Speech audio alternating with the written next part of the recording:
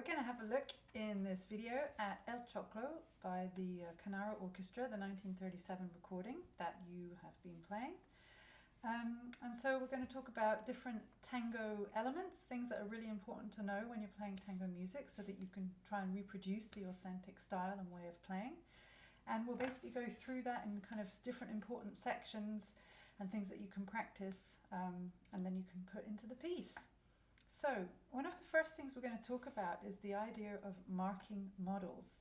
Now this comes from the association Tango Sin Fin, which is a non-profit in Buenos Aires run by some incredible tango musicians, and they have basically come up with a way of talking about tango, a terminology that helps non-Argentines to better understand how it functions and what to look out for. So within this marking model idea, you have quite a few different elements, but basically three main categories. So you have something called marcatos, which is a very rhythmic way of playing a melody or an accompaniment. Then you have another area called syncopations, syncopas. And then you have a third section, which is all the other different interesting rhythmic and articulated elements. So the way we're going to do this is I'm going to bring out some of those things that are important in playing this El Choclo version. So to start off with, the marcato idea. So in this piece, you can see from looking at the score and listening to the recording that there is often a strong accent on the first and third beats. So this is called marcato en dos. So that is marcato in two. So that gives you a kind of nice into groove. And this is something that you really want to bring out, whether you're accompanying just with chords or whether you're playing it in the melody. So just to give you a quick example of how that would sound in the melody, you would do something like this. Yeah, you can hear that the accent's super strong and everything else is much, much less. Whenever you see in tango writing this dot with an accent, it's always going to be what we call a really short accent, yeah? And all the other dots above it make for really, really short notes, yeah? This is enough, especially in an orchestra. So it's very different from the classical staccato in that way. So as you're going throughout the piece, try to notice where is it that you have this marcato into feeling and make sure you bring it out really nicely. In the accompaniment, of course, in the chords, it would just be something more along these lines, yeah? Okay, and again, second and fourth beat are really quiet, otherwise we're going to lose the swing. In the bass and cello parts, you have very small number of bars where you actually have an accent on every single note. So you could consider this to be a kind of a different rhythm, and it's something you should bring out because it's a contrast, and tango is all about contrasts. So you will see also in the bars where you have this, you have a little kind of slidey line that I've used, and that is representing what is called an arrastre, which means drag. We'll look more in detail at that a bit later on, but essentially it's a way of giving more power and more emphasis to the note. So if I was going to kind of play a version of what was in your score, it would be something like this. Yeah, so you can see with my bow, I'm speeding up and getting faster to the end to get more emphasis. And it's a little rough, you know, we want that kind of texture. Tango is really a music of many timbres, which is one of the things that makes it so interesting to play it. Okay, so that is some of your marcato marking models.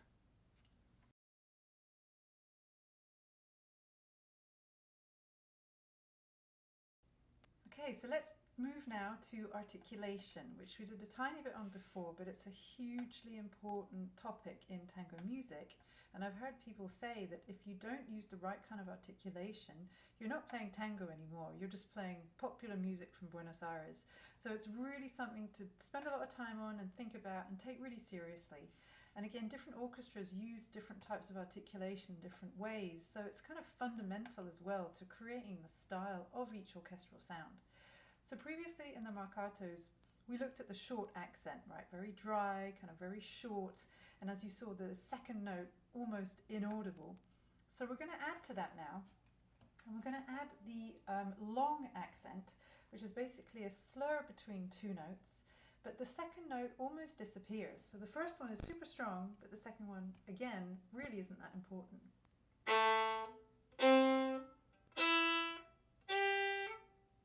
So you can see my finger going down, but I'm not really playing it that much.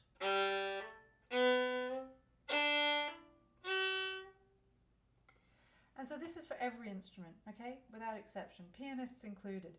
So please spend your time learning how to get that kind of articulation. It makes a massive difference for the groove and just for the sound of the style. Another one commonly used in all instruments, but in this piece is more in the piano and the bass and the cello, is called pesante. So in classical terms, that's more like a tenuto sound, when you put more weight into the note, you lean in.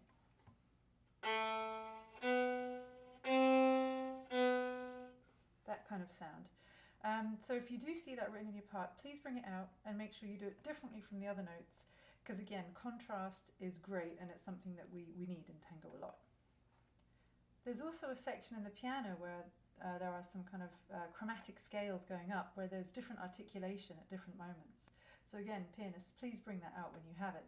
And we'll just have a very brief look at a short section of that, so you can just hear kind of the difference between those different articulations. So we've got the short notes, not the accent, the short notes, the long accent, and some pesante.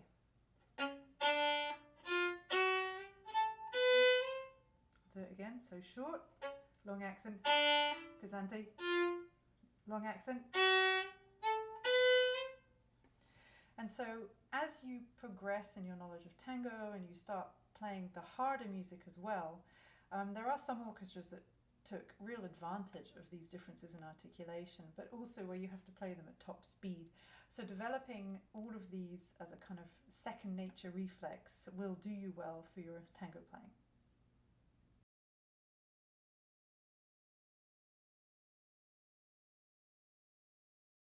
So now we're going to go to the next section, which I'm calling polyrhythmos, which is all the polyrhythm, different elements that we have. I'm kind of grouping all of this together because whenever you have one of these happening at the same time as another one, that of course is going to be creating a natural polyrhythm. So we're going to look at some of the ones that are in this piece. There's more, but we're only focusing on what we find in El Choclo in this video. So one of the first ones to get to terms with is something called syncopa a tierra, which is basically a syncopation. It lands kind of on the earth, yeah? So it's on the first beat. And again, this is throughout the literature. And so an example of that would be this.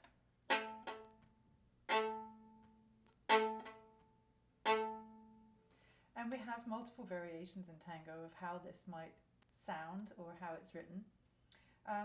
In this, we actually have a nice little groove happening in the piano, and I believe the guitar has it as well, and the bass.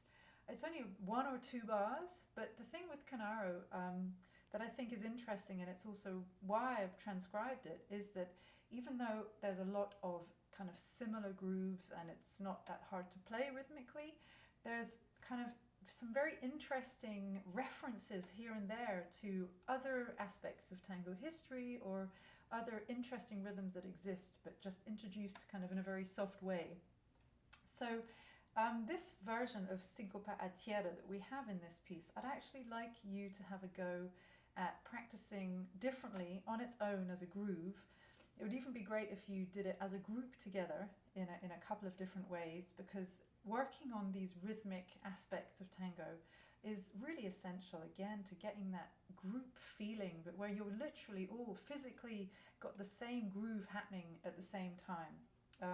You know, it's called entrainment from a music education point of view. But it's really, really essential actually to get in a good groove. So what you have, and you'll see it on the PDF as well I've attached, is this second version of a syncopa a tierra, which goes like this. 3, 4, 2.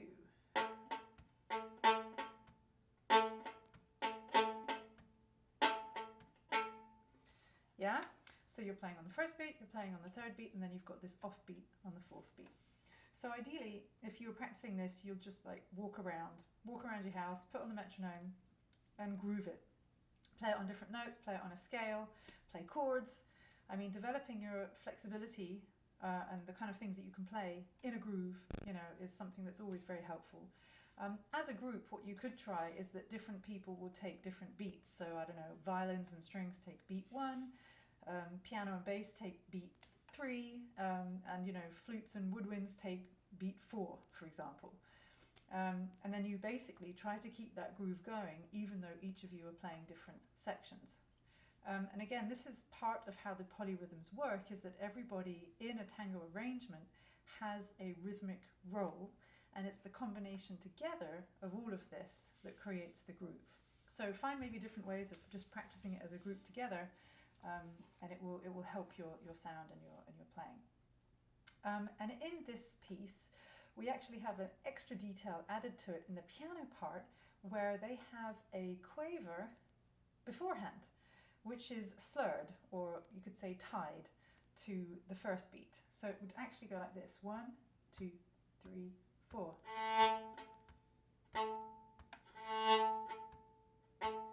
So the accent is still on the first beat, right?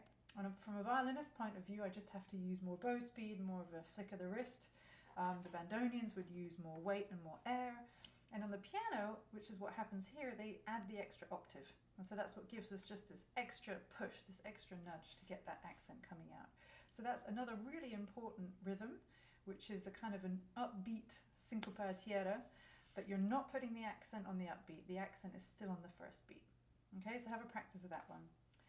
Then we have another kind of syncopation, which is called the syncopa anticipada. So that is, again, it's before the beat, but this time we have the accent with it. So if I do same rhythm as before, but different accentuation, it goes like this: 1, 2, 3, 4.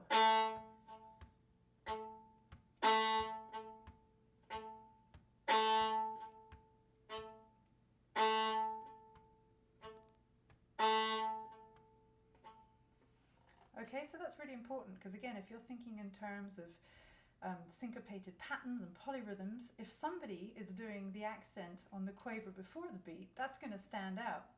And so you have sometimes in arrangements kind of different people doing different accents at different times, which again creates this very vibrant rhythmic feeling. So in the piano part as well, there's also a moment where they have a kind of a sequence, where they have an upbeat accent, and then their octave, upbeat accent, octave, upbeat accent, octave. So it creates this lovely kind of but offbeat. So do watch out for that, and as a group, if you could practice that part together and get the pianist to play it with you, and really understand how that works, because if you're not used to this and you don't know that it exists, you can sometimes end up getting a bit lost rhythmically and thinking the accent is the first beat. So being able to play strongly on an offbeat whilst keeping the groove is, again, another essential aspect of tango performance. Another rhythm that's in there that has a special name is called bordoneo. Now this is basically comes originally from the guitar, which used to play kind of accompanying arpeggios when the singer would be accompanying themselves. But it's now really part of the standard rhythmic toolbox, you could say. It appears most often in bandonian piano, very much in piano, and of course in guitar. Occasionally though, strings and winds will also get this written in their part. So if I'm just going to play a very simple version of this, it's this.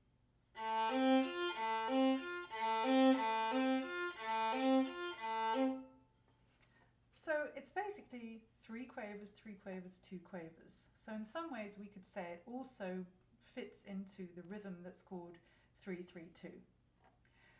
But the thing with bordoneo is it's also got this arpeggiation, right? So that's one of the things that makes it different from 3-3-2. So the next one we're going to look at then is 3-3-2. This is the one Piazzolla used all the time, so a lot of people have mistakenly believed that he came up with it. He absolutely did not. It has existed in tango pretty much since the beginning. It's just that he was very good at taking certain elements and extending them and using them for, very, very long passages. And so we're just going to practice playing this. It's the piano that has this a bit later on, again, from the bordoneo, kind of in the same passage there. But I'd like everyone just to get, practiced at feeling this one, because again, it's a very important rhythm, and it's something that you should get to the point where you don't need to count it anymore. You can feel it as easily as you can feel 1, 2, 3, 4. So if we're playing 3-3-2 written out, that means we're playing all the quavers, so it would sound like this.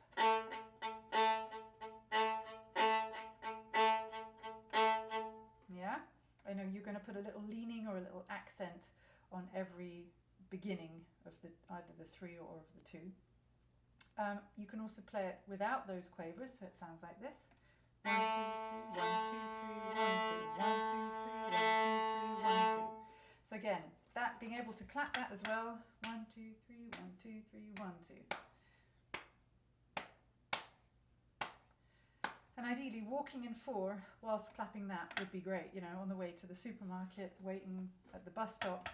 It's always I used to do a lot of that kind of practice when I was walking around Paris. And then here we also have the piano. What the piano does afterwards is this version.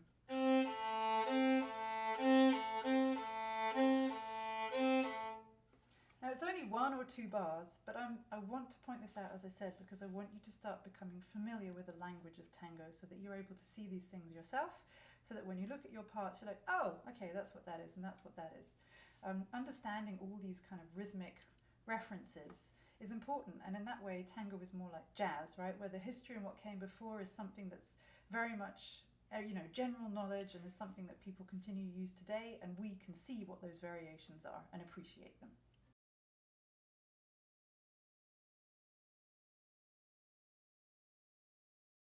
Okay, moving now to dynamics and phrasing. So dynamics in tango can be incredibly expressive. In this particular recording, I would say it's not so much the case. We have some really fun crescendos, we have some very loud tuttis, but I haven't included all the tiny kind of MFs, MFFs, because I figured it's probably better as a group that you decide that together. And if you're doing it with singer as well, of course, you need to accommodate your dynamics to make sure you're not going to overwhelm the singer. So I would say do copy some of the crescendos, have a listen to the recording, and make your decisions from there. But the dynamic expression in this particular recording, I would say, is not one of the major components. So we'll move now then to phrasing. So phrasing in Spanish in tango is called fraseo, and we have different types. But again, today we're just going to focus on what we have in here. So the first thing I want you to learn about is called abierto. So this idea of open phrasing. So this is a phrasing where we take, usually it's to do with 4 notes, so it could be 4 quavers, it could be 4 crotchets, and rather than playing them straight, as you would in classical, you're going to phrase them with a more tripletty type feeling. So if we just take, for example, these 4 here. All right, so that's played straight, but if we make them a bit more tripletty,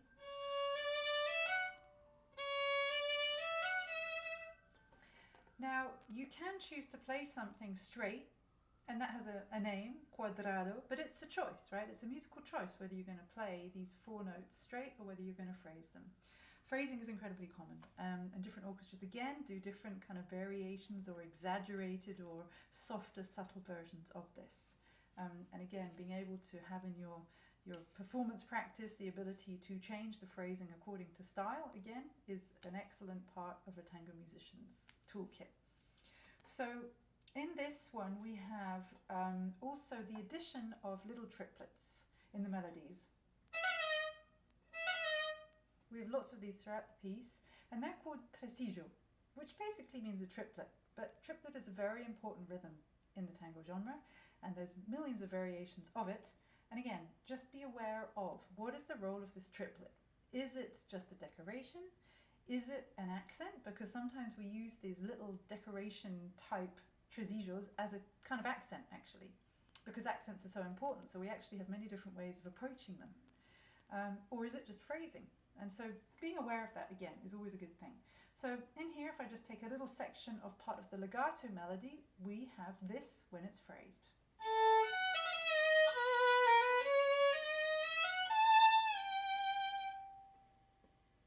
And if it was straight, it would be like this.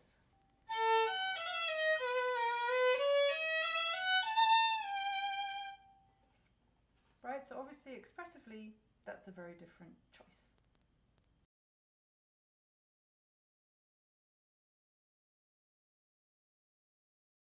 Okay, now we come to one of the fun parts as well of playing tango, which is the efectos. So that's all the percussive effects. And we'll also have a very quick look at notation as well, because there may be some things in the score that you don't recognize or you're not sure what they mean. So the effects in tango are a lot of fun. They're actually believed to have come from the African influence at the beginning. You know, when tango was kind of getting born back in the 1850s, 1880s, you know, and early 1900s. So we have various techniques that you are not going to use, as far as I'm aware, in any other genre. And they are really an essential part of this genre too. Piazzolla made extensive use of them as well in his work. I've heard people say that they're extended techniques. I would say that we don't see them that way. They're just another part of the aspect of how we play this music. So let's take the first one that I mentioned earlier, which was an arrastre, which was the drag. Dancers do this too. The way I've decided to notate this is with this kind of little curved kind of slide. Because we also have something that's called portamento, which is a glissando, and that's done with the longer line. But every time you see this kind of short curved slide, that's much more of an arrastre glissando, which so it's rhythmic, yeah? So it's not just kind of long and kind of languishing. It's very rhythmic, and it's usually pushing us towards an accent. So as I said earlier, this is really in the piano, bass and cello part. Okay, so in the violins we actually have one. I think you only got one around B section. So let me just play it for you and then you can have a go at practicing that. I'll do it again. 3, 4. So it's on an up bow, so you're going to get used also to doing accents on up bows. And again it's the speed of the bow mostly, yeah? So I start slow and then really fast. And again, it's a bit this kind of flick of the wrist thing, yeah, which is really important for a technique for piano and for violin, for string players. Again, I'm not sure about other instruments, how much they need flick of the wrist action. So in the bass, it was more like this. Another effect, which we have in the bass, and I've given it to the cello as well, is a very fun one called strappata. Now, you can start this either with the first beat as I've written it, or if it's easier, start it on the triplet part. So essentially, you're playing now with the wood of the bow, which you're going to hit against the strings, and then your left hand, is going to whack the strings against the fingerboard. Now, on violin it doesn't work, okay? We just don't have the sound. But on cello, it can work, and on bass, it's absolutely brilliant. So one of the ways that you can actually get this rhythmically making a bit more sense is if you say the word Roma, which is Rome in Spanish, yeah? So you roll your R's, and then you say Roma, Roma, Roma. Okay, let's try it. 1, 2, 3, 4.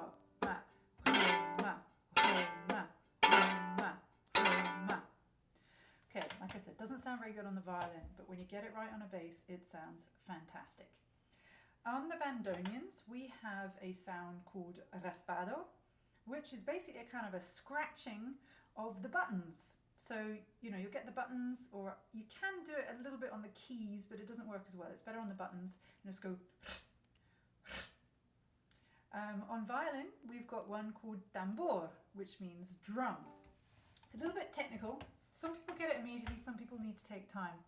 I'm going to put my second finger, so I've got the D string here, I'm going to put my second finger on the G sharp, and then I'm going to lean it towards the G, so I kind of touch the G string with the flesh very lightly, and then I pluck the G, and you get a sound like a drum. You don't want any note, you don't want any harmonic, you just want this dry hitting sound. Yeah, so have a practice of that one. Then there's another one called golpe, which was in a couple of different instruments. This just means hit. So you can do it in different ways, like on a violin you can do it with your thumb, you can hit with your hand, you can knock on the back. So any string instrument, yeah, you can do some kind of knocking or something like this.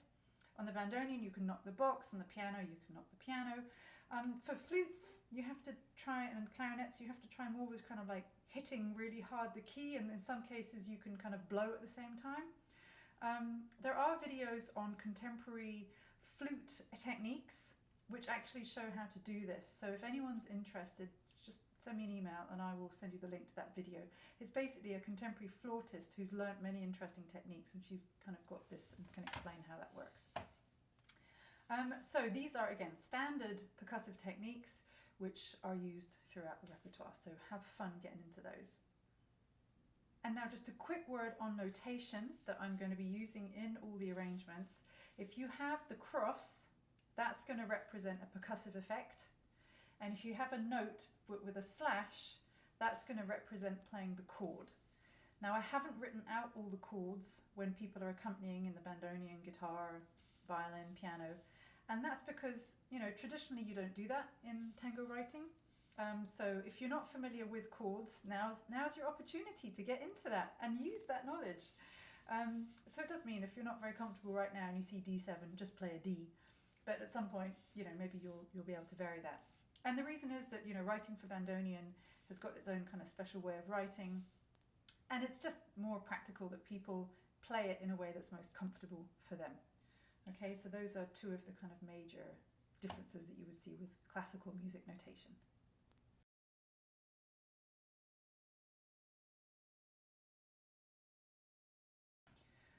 Okay, so let's just move quickly to a couple of other aspects that, again, depending on the orchestra, changes how much they matter or not. So in the melody, I just would like you to be very aware of the fact that, as I said, tango is all about contrast. So there's always going to be a rhythmic melody and there's going to be a legato melody. And in some of the orchestra, those two contrasts are very, very clear. For example, in Canaro, it's pretty much obvious, right? When you've got something very rhythmic and when you've got something very melodic. And again, that's just something just to be very clear on, for character. And there's one little term that I just wanted to share with you because I find it quite funny. There's a lot of melodies that start on offbeats, very common, and it actually has a name. It's called acifale.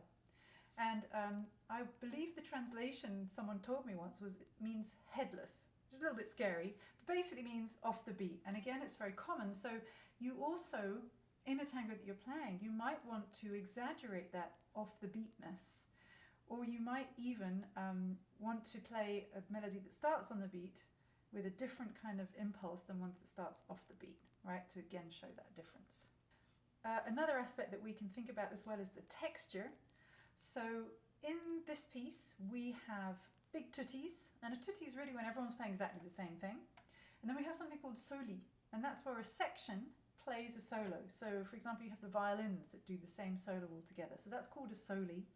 And then of course you also have the solo, but in this version of the piece that you're going to be playing, that's going to be going to the singer.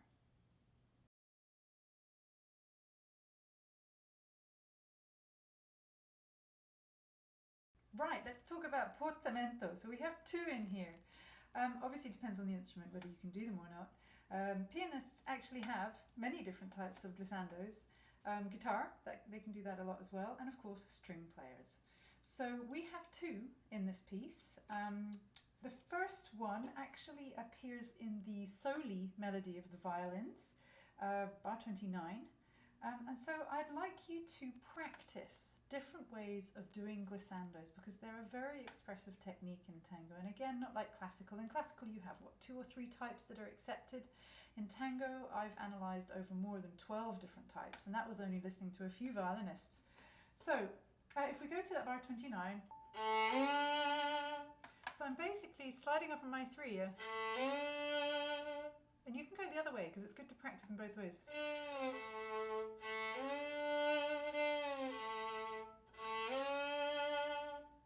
So get an aesthetic of glissandos, yeah? It's an important part and it's so much fun as a violinist to have different ways of doing this.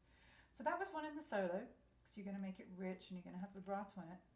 And then towards the end of the piece, you've got another one like this. So it's long, it's longer than an arrastre, right? But it's also got an accent at the end and a very short note. So for that reason, I'm sliding up on a 1 and then landing on a 4. Technically, you could slide up on a 4. It's just not the same sound. So again, that depends on the aesthetic that you're aiming for and also the style of the orchestra. But do practice different ways of doing glissandos, portamentos, because that will also serve you very well.